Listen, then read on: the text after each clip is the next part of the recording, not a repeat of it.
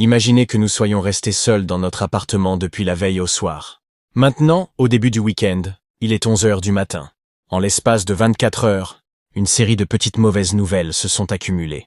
Quelqu'un est mécontent de notre travail. Un client s'est plaint de notre manque de précision. Nous avons reçu une amende de circulation. Le lait a tourné. Un ami nous reproche de ne pas assez nous soucier de lui. Et pour couronner le tout, une personne que nous attendions impatiemment pour le dîner annule au dernier moment, avec une excuse douteuse concernant sa mère.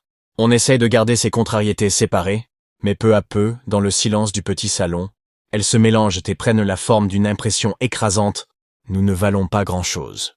Il y a quelque chose de fondamentalement défectueux en nous. Nous sommes laids à l'intérieur comme à l'extérieur, et cela a toujours été ainsi. Personne ne nous aime, et nous finirons seuls, malheureux et médiocres. L'impression est plus forte que nous.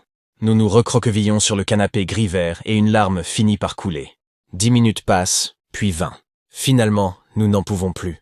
Il faut réagir. On enfile notre veste, descend les escaliers en courant, et nous dirigeons vers le parc voisin.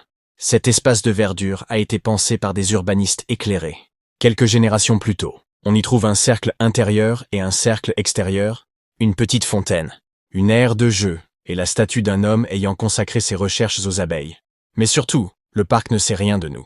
Il ignore notre travail. Il ne se soucie pas de notre vie amoureuse. Il se fiche complètement de savoir si nous sommes vivants ou morts, et cette indifférence, loin de nous écraser, nous apaise immédiatement. Un grand chêne, enraciné ici depuis plus de 150 ans, poursuit ses propres priorités.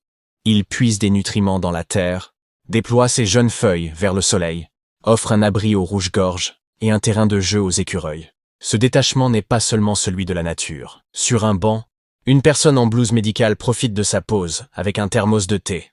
Dans quelques minutes, elle posera peut-être une perfusion dans le service pédiatrique ou apportera du réconfort à un vieillard en fin de vie. À sa gauche, un petit garçon joue au chat avec son père, ses cris de joie éclatants remplis d'amour et de confiance. Plus loin, une ligne de pylônes silencieux transporte l'électricité venue du littoral pour alimenter sèche-cheveux et consoles de jeu. Notre étrange espèce humaine, à la fois banale et extraordinaire, continue son œuvre. Et soudain, il devient moins grave d'avoir été déçu par un proche, qui avait sans doute ses raisons, ou de ne pas briller, autant que nous le voudrions dans notre carrière. L'ego se fait plus léger. Nous nous laissons dissoudre dans quelque chose de plus vaste. Ce qui nous arrive n'est plus forcément la mesure de tout. Nous faisons aussi partie des arbres, des maisons, des nuages, du pigeon venu picorer un reste de sandwich, et de l'enfant serré dans les bras de son père. Notre destin individuel perd de son poids. Qu'importe finalement ce que nous valons ou où nous finirons. Nous nous reconnectons à l'océan dont nous nous étions exilés par peur trop longtemps. Aucun de ces éléments qui nous réconfortent n'exprime une théorie sur l'existence, mais chacun en propose une, silencieuse. Le chêne, les nuages, les rouges-gorges, les écureuils, les traînées d'avions nous murmurent doucement. Soucie-toi moins.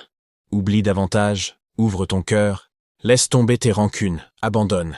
Le bonheur revient quand on parvient à apaiser un moment le vacarme du moi, quand on cesse de croire que chaque chose qui nous arrive doit forcément dire quelque chose de profond sur nous.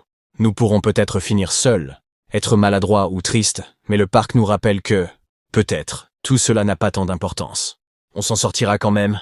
Ce soir, nous irons peut-être au cinéma en solitaire, ou boire un verre en terrasse. Nous n'avons pas seulement fait une promenade, nous avons reçu, sans le savoir, une petite leçon de philosophie.